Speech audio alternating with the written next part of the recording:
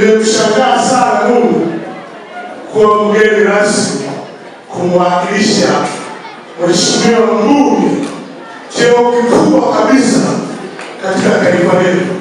Mungu amefanya kwa ajili yao. Mungu apewe sifa katika hiyo. Katika maelezo niliyoyapata hapa, ziko tatu tu. Very sensitive problem they are supposed to solve immediately if possible. Ziko tatu. Ya kwanza ni maji. Ya pili ni miundombinu ya mtandao, simu hazikamani. Nili hapa mgeni nilikuwa mliona nilitoka, nikaenda mpaka kule kutafuta kuwasiliana na Mheshimiwa Mbunge. Amepiga sipatikani. Amenipeleka Gaza, akanipeleka mwanangu kule choo kile pembeni kule, ndio kwenda kutafuta mawasiliano. Terrible. Wazazi hawa ambao ni watoto wako hapa wanahitaji kuwasiliana ama na management ya shule ama na watoto wao, wajue hata afya zao zitaendana. Leo tuko kwenye kisiwa cha giza cha kutokuwa na mtandao. Sasa niambie, nianze na mtandao. Swala hili si kwa kata ya Njombe tu, ziko sehemu katika jimbo la Mbeya vijijini kuna tatizo kama hapa.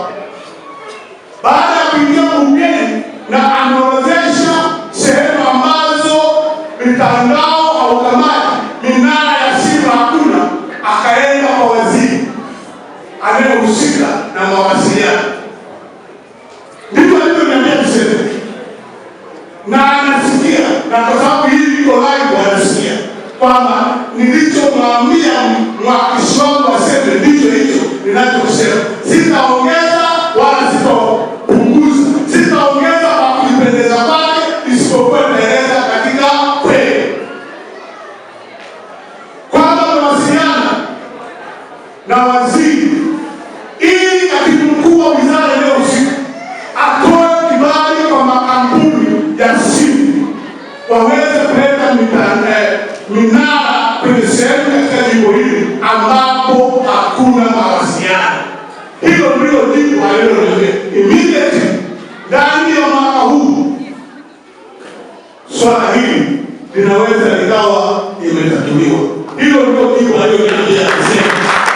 Mradi wa maji wa Iwalani Masoko ndio utakuwa mwarobaini wa upatikano wa maji katika eneo hili la Iwalani, iwe shule au kwa wananchi wote. Kwa hiyo wananchi wa Iwalani mliotupa kura nyingi kwa ajili ya mbunge wenu, analishughulikia hili na wakati wowote tatizo la maji litakwisha. Bwana Yesu asifiwe. Risala hii mkuu wa shule, wakati risala hii inakwenda kwa Mheshimiwa Mbunge, alipoiangalia hapo ulitaja tu kompyuta. Sasa anauliza aseme mbele za watu za wanafunzi wake anataka la. Alafu niletee majibu hayo anataka la. Uniletea anataka ngapi ili mimi nijue nitatoa ngapi. Umesema unataka ngapi? 20. Zina aina. Zina aina. Haya. Jibu ni kwamba nimepata majibu kama nimemwakilisha. Mkuu wa shule anasema anataka kompyuta 20. Na kompyuta zina aina. Na hiyo aina mkuu wa shule anasema a good example ni zile alizopeleka usoni. Binafsi kushukuru sana kwa hotuba yako nzuri, na naomba kile ambacho tumemwomba Mheshimiwa Mbunge atusaidie, hasa swala la kompyuta. Sasa hivi mambo yamebadilika, vijana wanataka kupata material kutoka kwenye source mbalimbali. Sasa kama kompyuta hazipo inakuwa ni changamoto. Naomba hii kufikishia tufanyie kwa wepesi.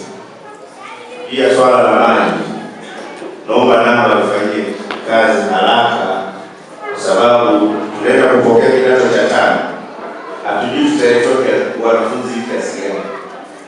Wingi unapozidi kuongezeka, maana mahitaji mahitaji ya maji yanaongezeka, na serikali imewekeza sana kwenye vyoo safi na salama. Vyoo hivi vinataka maji ili vitumike vizuri. Kwa hiyo tuna vyoo vimejengwa, vyoo vya kisasa vinahitaji maji. Sasa lazima tupate maji ya kuzalisha ili vile vyoo viwe na ufanisi.